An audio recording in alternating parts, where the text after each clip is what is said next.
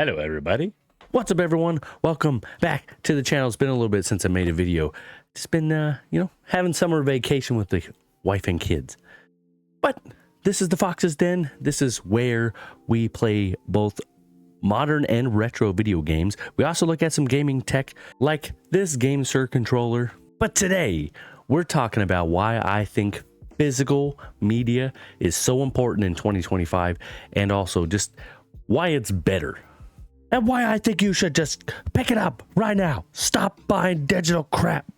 Or streaming. Although I stream videos too, so it's okay. Mostly, I just want to highlight a few things for you guys. A quick overview. So there's the ownership and the permanence of having this thing. You always have it. You have quality, the tangible experience, so picking it up and feeling it. And the community and culture. So we're going to dive into each one of those. And let's get right into this. So first, I just want to do a little bit of a connection that I've been seeing. So I've been seeing a lot more younger kids at Goodwills and Value Villages. That's where I go to pick up some video games and some other stuff. I find some cool retro stuff. And while I'm there, I see a lot of kids looking at mostly music, but they are diving into vinyl records like crazy. I've seen them flipping through the pile of vinyl records. And also CDs and VHS. VHS, they're looking at a lot of the time. Just so intrigued by it, asking questions. How does this even work? Man, this must have been so bad to do. And what I really want to tell them is like, man, you used to have to rewind those things. You know, you put the DVD in your DVD player or your Blu-ray player now. And you could just play the movie. You could skip scenes if you wanted to. You couldn't do that on the VHS. You either had to fast forward or rewind it all the way. If your brother or whoever rented the movie didn't rewind it, oh my gosh. Well, Blockbuster and Hollywood Video eventually started rewinding everything on its own. But yeah, so that's what I see. I see the younger generation really interested in physical media, and I like that. It's really, really important. And for that reason, number one, ownership and permanence. For me, owning these matters a bunch to me. Nobody can ever take Loki season 1 away.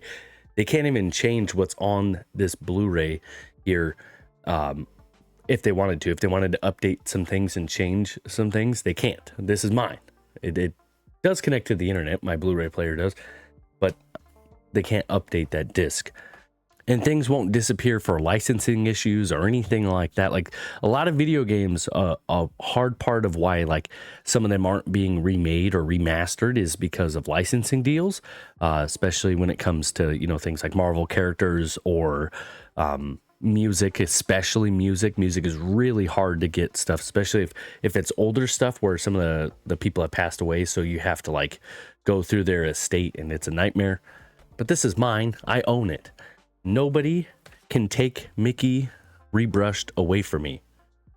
Although I've never tried, so newer games like the PS5, I'm not sure if the game is actually on the disc. That's something I really want to try out, is unhook my PS5 from the internet, don't let it connect to Wi-Fi at all, and see if I can play this off of the disc. I think there are still some.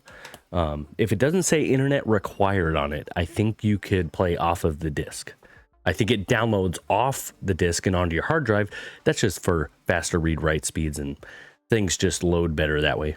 There have been minor examples of platforms removing certain things, like Netflix removed a few of its movies, and also what you see a lot more of is kind of those licensing deals that I was talking about, where you see Netflix has a few movies and then, you know, maybe even a year or two later, it's gone. You can't watch it anymore because it's on another streaming platform or it's not on any streaming platform. Reason number 2 is quality and fidelity. I don't think people realize this, that when you're streaming, it is really hard to over Wi-Fi get 4K or even 1080p streaming, and also the audio. The audio is, I think, the one that people don't really recognize or notice as much. When you watch a movie, even on VHS, the audio quality on a VHS is sometimes better than what's streaming.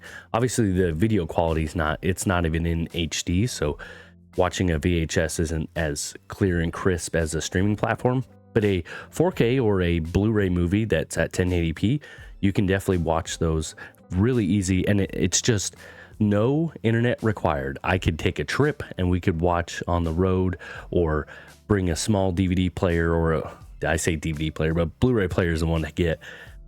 Just bring a small one. You could hook it up to your TV in your hotel room, watch whatever movie you want.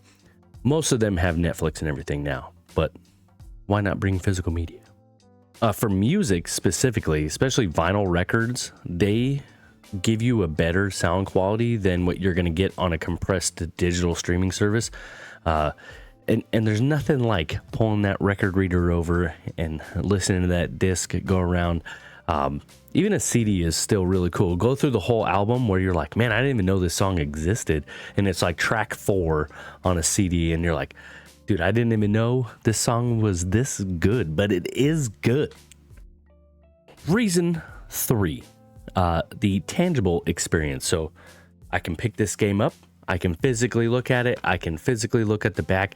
And that helps my brain. When I'm going through a digital library, I get so lost. I get glossed over, and then I just pick the same movie that I've watched 100 times. There's something about going over to the shelf and picking up a 360 game and be like, this one I think is the one. Plus, for like collector's editions, like this Loki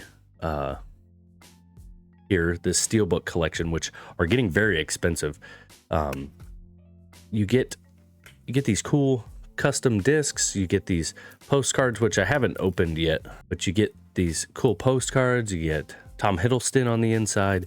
There's a lot more of these that I have. Lord of the Rings, you get this gigantic thing that gets in the way on yourself. That's not helping me here. Those are the negatives. They take up a lot of space, especially VHS. VHS takes an insane amount of space. Luckily, Blu-rays are pretty good. But man, there's nothing like this Steelbook, man. I got to get season 2. This is season 1 right here. I love Loki, one of my favorite TV shows. There's even something like a full set of Dragon Ball Z. Now, these look really cool on the shelf. They're all displayed like this.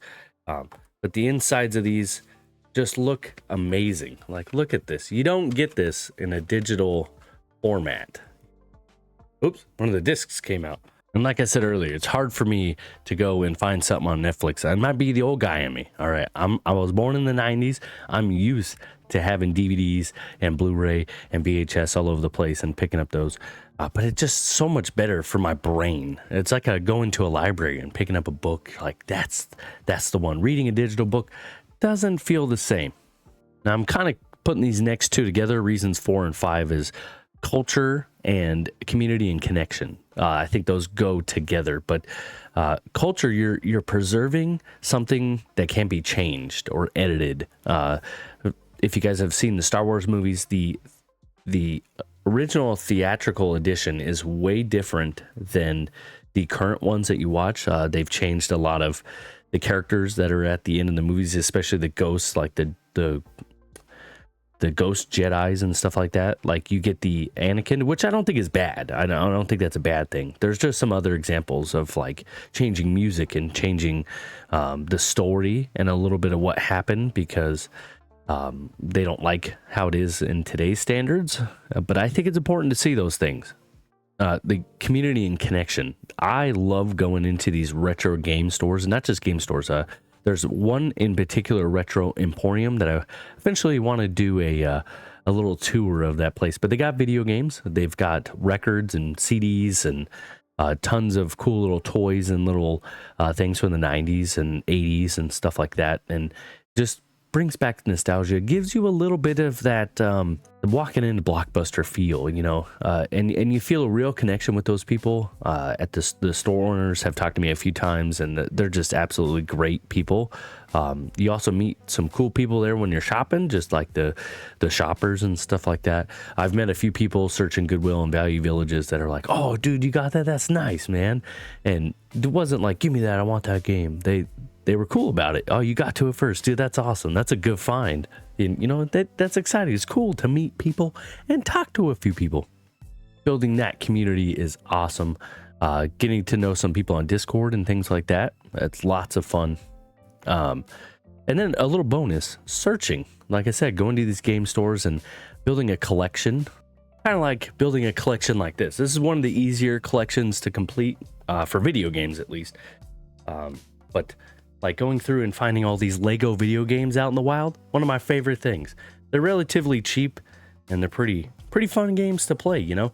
And I like going out and trying to find the last few that I need. I only need a couple more to finish this set, and it makes me, and I'm really enjoying it. Gives me something to work towards, and something that's not really expensive. Now, I think if I added up how much I spent on this, I might be a little bit more reluctant, but it's been over time, slowly, the last couple months, purchasing these and finding them. I mean, just look at this spine art on here. This is just awesome to see on a shelf. Oh my gosh, I'm so excited to have all of the Lego games. If you're getting into video game collecting, this is probably one of the easiest sets to complete, and it's not overly expensive. Most of them are between $8 to $15. There are some harder ones to find. Some of them are Lego Pirates of the Caribbean, which I have, but it's in one of these crappy GameStop cases. But anyways, that's the searching part of it, going and finding certain games you're really looking for.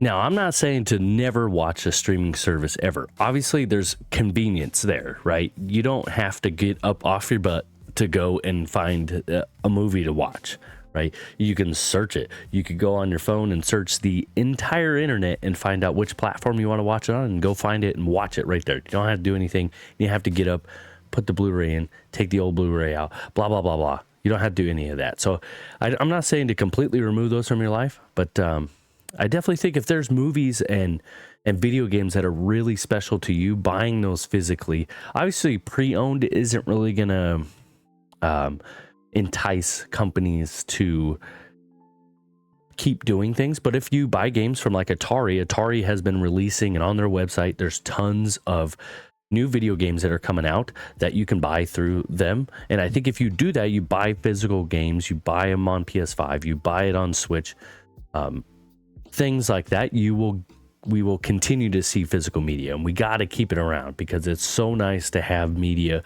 that is ours. We don't have to hope that it doesn't go away or disappear or anything like that. And if you're liking this video, make sure to hit the like button and the subscribe button because we're making more videos. You gotta see them.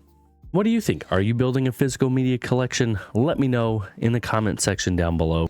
And in an age where we don't really own anything anymore, even the Switch 2 video games are starting to switch more to where it's a game cartridge that just downloads the game. It's nothing else.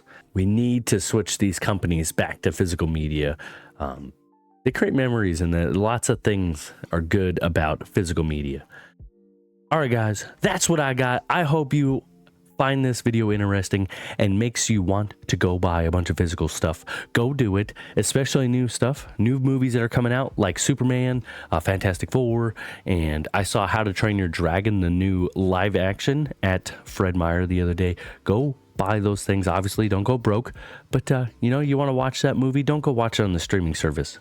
Go buy it physically. That way they know people are still interested in these things.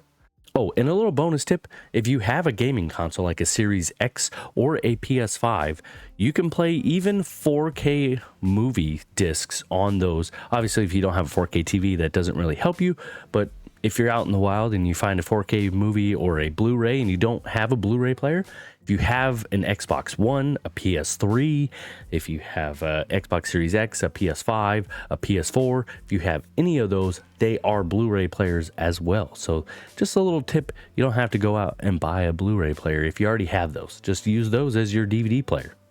All right, guys, peace out. I'll catch you in the next one.